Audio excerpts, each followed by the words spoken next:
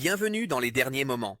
La vidéo d'aujourd'hui est un hommage solennel à ces individus extraordinaires qui nous ont récemment quittés, laissant derrière eux des héritages qui continueront d'influencer le monde pendant des années. Alors que nous explorons leurs contributions significatives et leurs impacts durables, nous vous invitons à vous joindre à nous pour honorer leur mémoire. Merci de liker cette vidéo en signe de respect et de la partager pour célébrer leur vie remarquable. Merci. Numéro 1. Mira McFadyen, l'actrice écossaise bien aimée, célébrée pour ses rôles dans Mamma Mia et Maid of Honor, a laissé une empreinte indélébile sur scène et à l'écran. Née à Glasgow, elle a commencé son parcours d'actrice dans le prestigieux conservatoire de la ville, où elle a perfectionné son art avant de poursuivre ses études de mime à Paris. Cette dévotion précoce a montré son profond engagement envers les arts de la scène, et a posé les bases d'une carrière qui s'étendrait sur des décennies.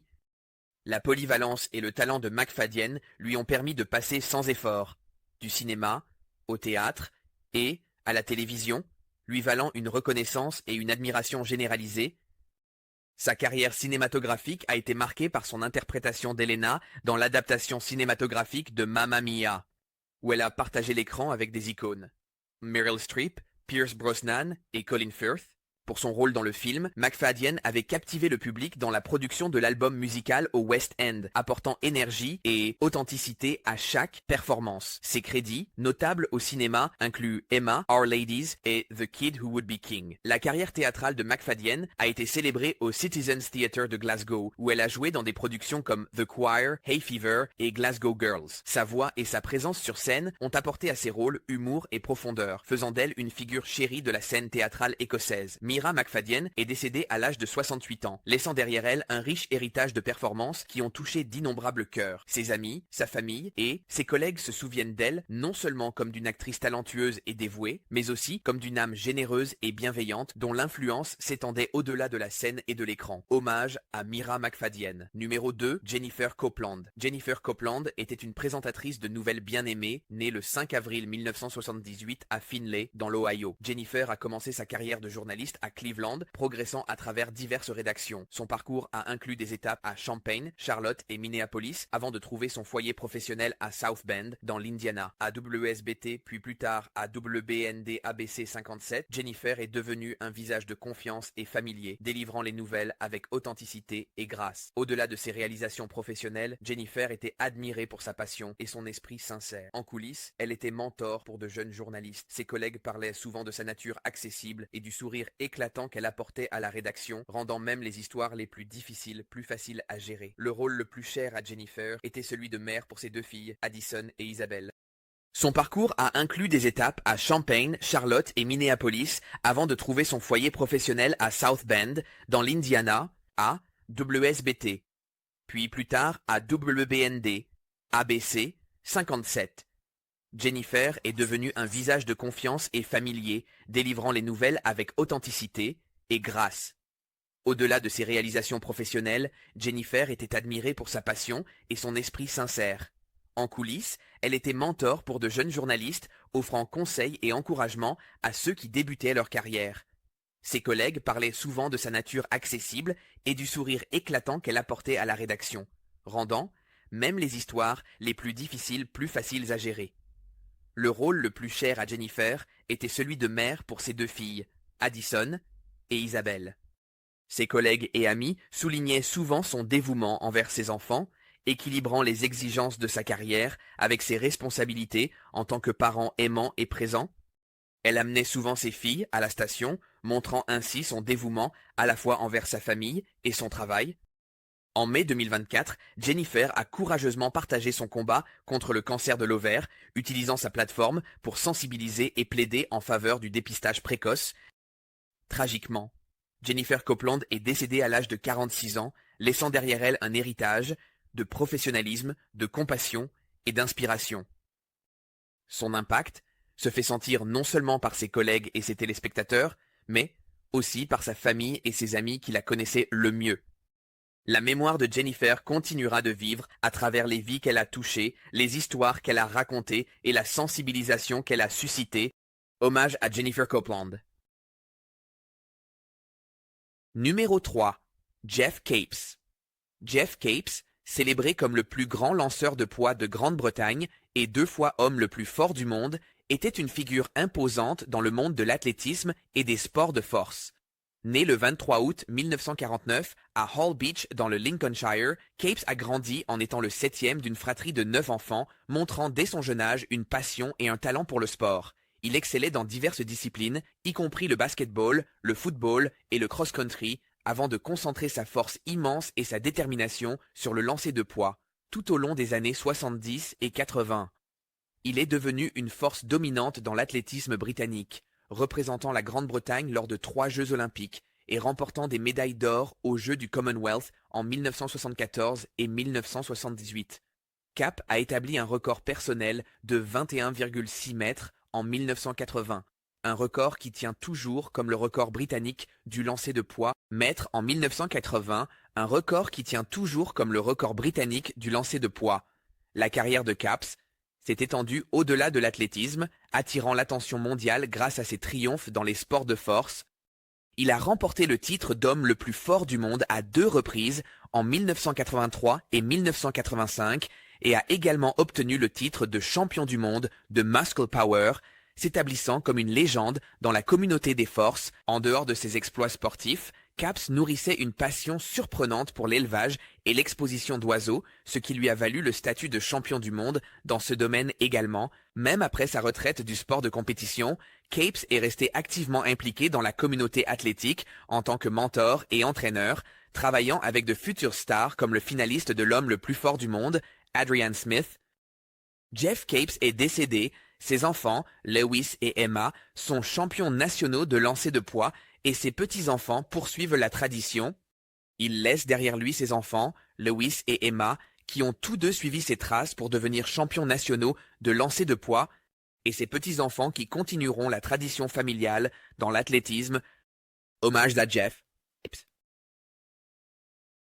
Numéro 4. Inger Laurie. Inger Laurie, née Laurie Ann Wenning le 4 février 1964 dans le New Jersey, était une figure révolutionnaire du rock alternatif américain, connue pour son style musical audacieux et sans filtre. En tant que chanteuse charismatique du groupe Nymphs, elle a gagné en notoriété au début des années 1990 avec leur album éponyme sorti chez Geffen Records en 1991. L'album capturait l'intensité émotionnelle brute de la scène rock alternatif de l'époque, offrant à Laurie une réputation d'artiste puissante et intrépide. Les voix envoûtantes de Laurie et sa présence scénique sans compromis ont profondément résonné avec public. La carrière de Laurie, marquée à la fois par le succès et des luttes personnelles, était un témoignage de sa résilience et de son dévouement à son art. Malgré ses combats contre l'addiction et la dépression, elle est restée engagée envers sa créativité, canalisant ses expériences dans sa musique, son premier album solo.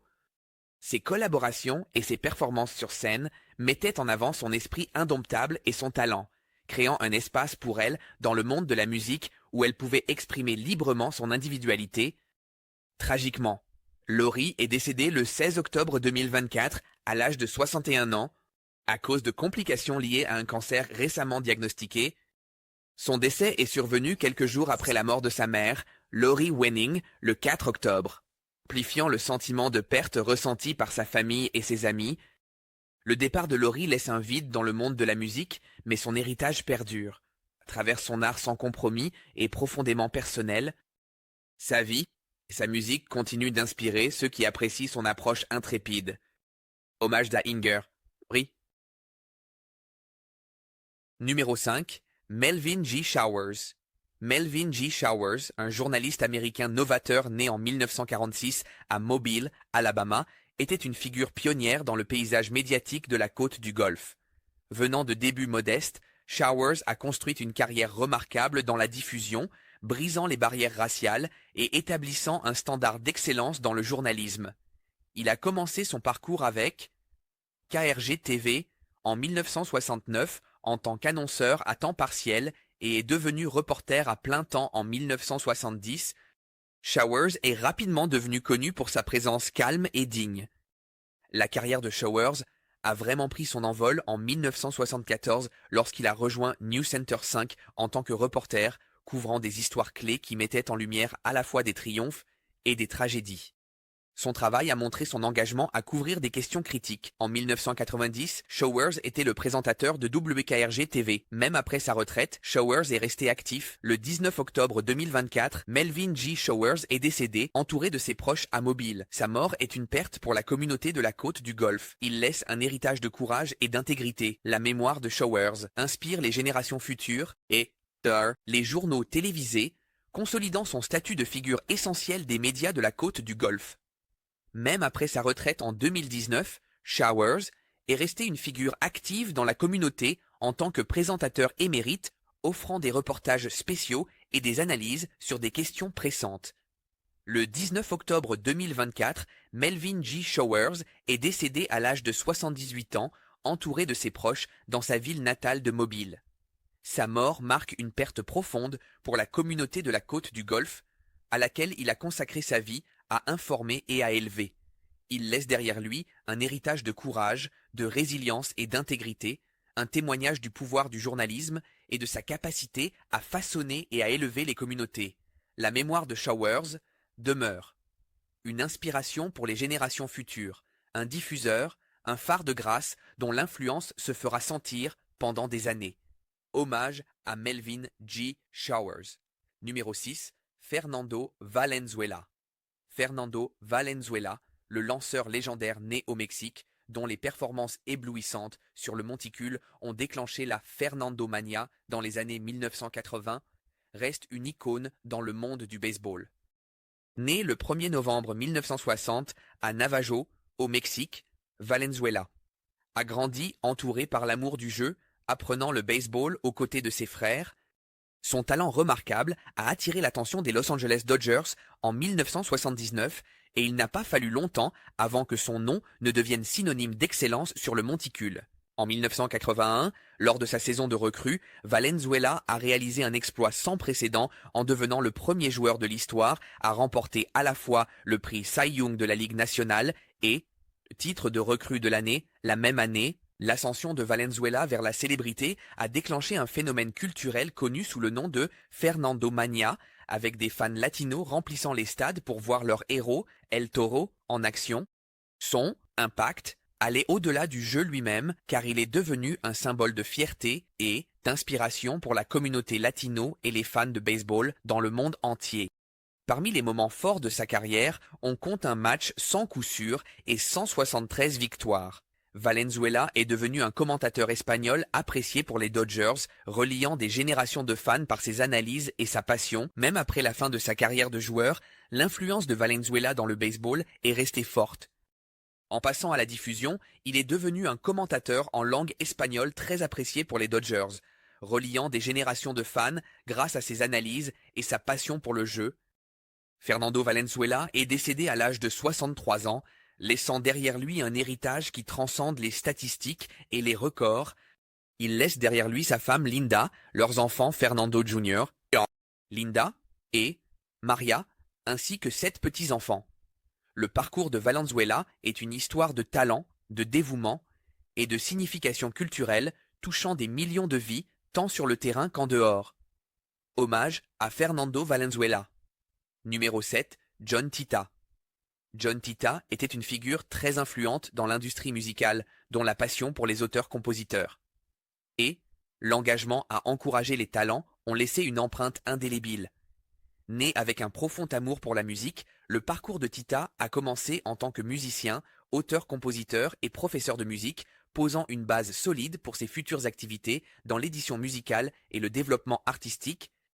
Son travail précoce chez Screen Gems EMI Music Publishing l'a vu signer des artistes novateurs comme The Smithereens et collaborer avec des légendes telles que Carole King et Lou Reed. L'expertise de Tita ne se limitait pas seulement à l'édition musicale, il a également apporté des contributions notables aux bandes sonores de films comme Young Guns 2 et Days of Thunder, montrant encore plus sa polyvalence.